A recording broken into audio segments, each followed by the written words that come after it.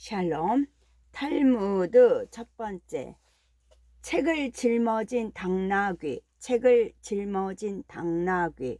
한 소년에게 꿈이 있었습니다. 최고의 학자가 되겠다는 꿈이었지요. 그는 매일 탈무드를 읽기 시작하였습니다. 하루도 거르지 않았고 그렇게 6년이라는 세월이 흘렀지요. 어느 날 소년은 자신이 탈무드의 지혜로 가득 차 있다고 생각하였습니다. 자신감이 넘쳤고 두려움도 없었지요. 그는 자신이 공부한 것을 인정받고 싶었습니다. 소년은 지혜롭기로 소문난 랍비를 찾아갔습니다. 랍비는 탈무드를 가르치는 유대인들의 율법 교사를 말하죠. 소년은 랍비에게 인사를 드리고 자신이 찾아온 까닭을 말했습니다. 존경하는 랍비님, 저는 지난 6년 동안 쉬지 않고 탈무드를 공부했습니다. 이제 어디를 가도 탈무드라면 자신 있게 말할 수가 있습니다. 선생님께 인정받고 더 큰 가르침을 받고자 찾아왔습니다. 랍비는 자신의 찬 소년을 바라보았지요. 소년의 눈빛은 확신에 가득 차 있는 듯 보였습니다. 랍비는 잠시 생각한 후 소년에게 물었어요. 자네 실력이 어느 정도인지 내가 알아보아도 되겠는가? 소년은 기다렸다는 듯 자신있게 대답하였습니다. 물론입니다, 랍비님. 랍비는 탈무드의 한 부분을 소년에게 읽어주고 난 뒤 그 뜻을 물었지요. 소년은 거침없이 대답했습니다. 어찌나 유창한지 막히는 곳이 없었습니다. 그런데 듣고 있던 랍비는 미간을 잠시 찌푸리더니 고개를 가로저었습니다. 열심히 공부했다고는 하나 내가 보기에 자네는 아직 탈무드를 제대로 알지 못하는군. 랍비의 말에 소년의 얼굴이 붉어졌지요. 칭찬을 받을 줄 알았는데 핀잔을 들으니 상황스럽기도 하고 화도 났습니다. 랍비는 그런 소년에게 다시 한번 기회를 주어야겠다고 생각하였지요. 이번에는 탈무드의 다른 구절을 읽어주고는 역시 그 뜻을 물었습니다. 탈무드의 이 부분이 무엇을 의미하는가? 소년은 이번에도 거침이 없었습니다. 구절을 해석하는 것은 물론이고 그 해석을 두고 어떤 논쟁이 있었는지도 술술 풀어냈습니다. 그런데 랍비의 표정은 여전히 좋지 않았습니다. 자네는 탈무드를 제대로 알지 못하는 것이 분명하군. 소년은 이해할 수가 없었습니다. 단 한마디도 실수한 곳이 없는데 자신이 낸 답의 어느 부분이 잘못되었는 것인지 알 수가 없었습니다. 랍비님, 저는 지난 6년간 탈무드를 여러 번 읽었고 제 답이 틀림없다는 것을 확신할 수 있습니다. 도대체 어느 부분이 잘못된 것입니까? 당돌한 소년의 질문에 랍비는 입을 열었습니다. 자네, 탈무드를 무척 열심히 읽었다고 했지. 네, 하루도 빠짐없이 온종일 읽었습니다. 랍비는 다시 물었습니다. 탈무드의 의미를 알겠는가?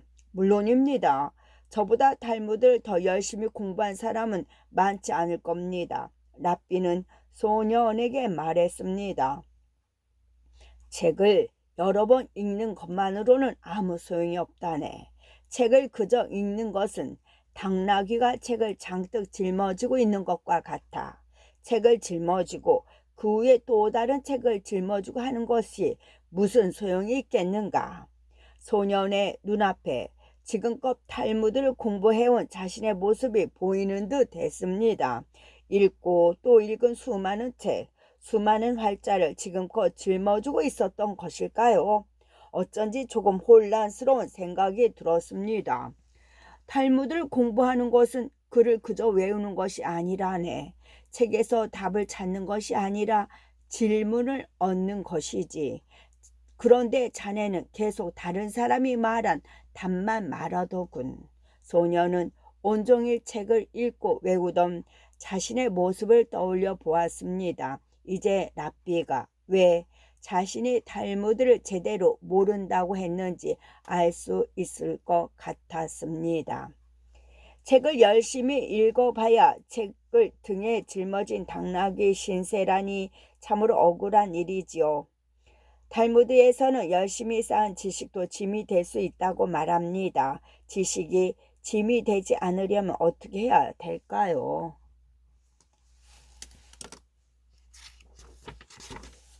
왕의 만찬, 왕의 만찬.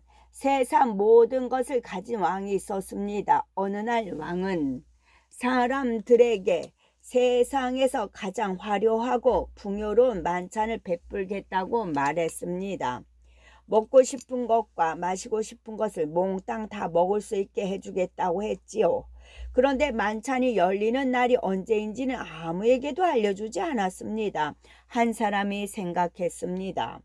왕께서 헛된 소리를 하실 리가 없지. 언제 초대하실지 모르니 항상 준비해 두어야겠군.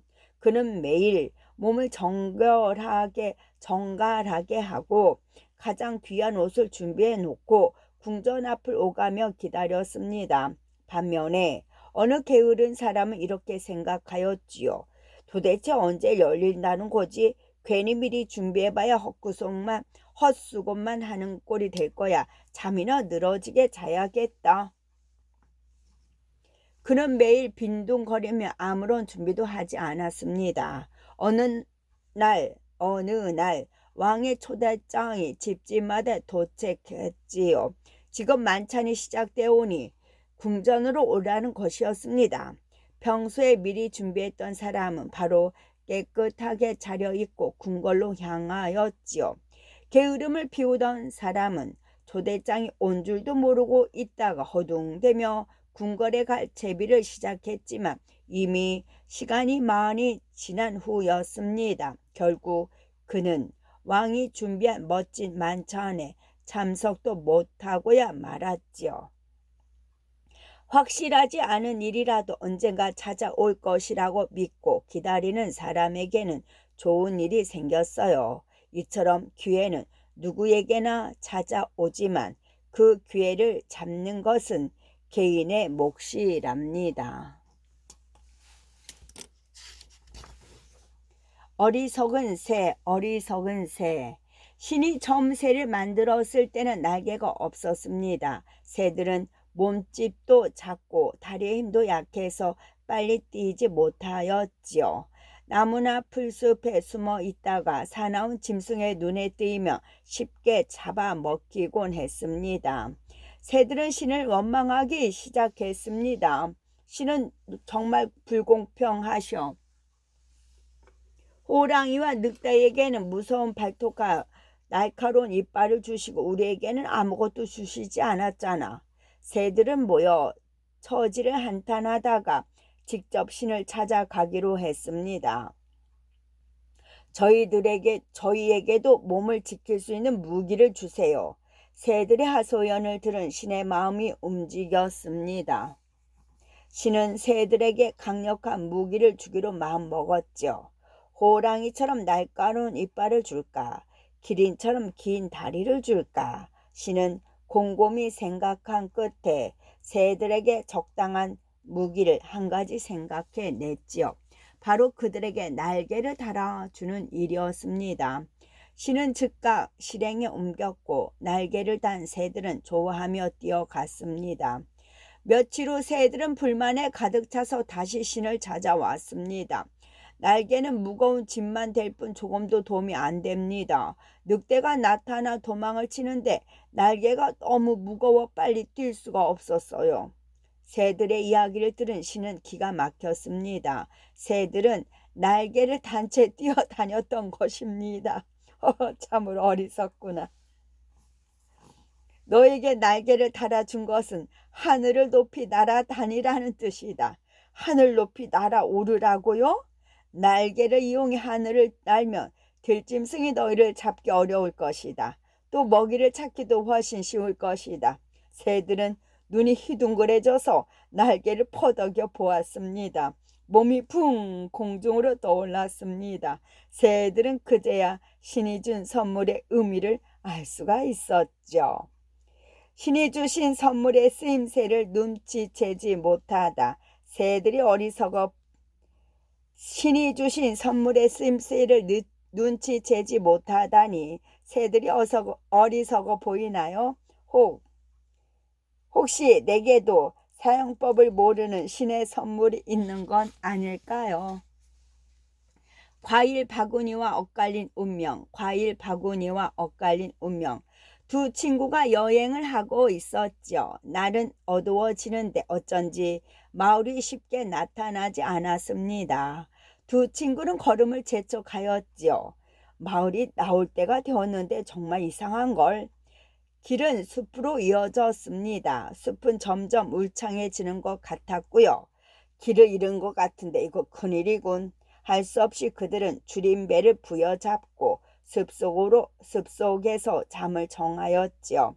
다음날 역시 계속 걸었지만 집은 한 채도 보이지 않았습니다. 배가 고파서 서 있기도 힘이 드네. 다시 날이 어두워지려는데 어둑어둑한 길의 끝에 오두막 한 채가 보였습니다. 두 친구는 살았다는 안도감에 걸음을 재촉하였지요. 우리는 살았네. 드디어 집을 발견했네. 쾅쾅 문을 두드려 보았지만 아무도 나오지 않았습니다. 슬쩍 문을 밀어보니 스르르 열렸지요. 오두막 안은 먼지만 쌓여 있고 사람의 모습은 보이지 않았습니다. 아무도 없나 보군. 어쩔 수 없지. 먼저 먹을 것부터 찾아보세.